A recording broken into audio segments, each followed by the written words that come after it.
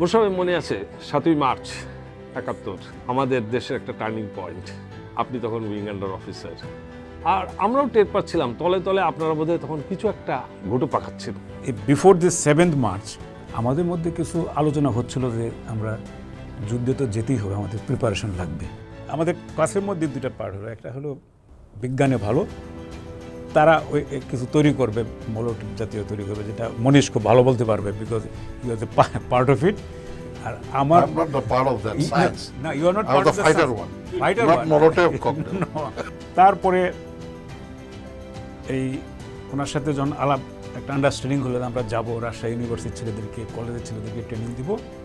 আমাদের মধ্যে যে একটা ঘৃণার উদ্রেক হয়েছিল পাকিস্তানি সেনাদের বিরুদ্ধে, আমি সেই বয়সে president of Pakistan field marshal Ayub খানকে আমি একটা চিঠি লিখেছিলাম।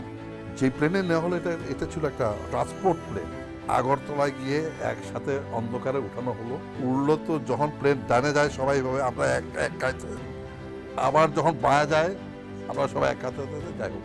আমি একবার সোলো একটা অপারেশনে গেলাম, আমি একটা 9mm চাইনিজ পিস্তল নিয়ে দরজা খুলেই জাস্ট দুই হাতে ধরে বলছি হ্যান্ডস আপ, একটু ইতস্ত করে হাত তুলছে, কিন্তু যে গানম্যান ওটা একটা G3 রাইফেল, এইভাবে স্লিংটা যখন বাইর করতে দিচ্ছে আমি থাম থাম থাম, আই গেভ 3 শটস, 3 জনকে, 3 জনেই মাটিতে লুটিয়ে পড়ছে।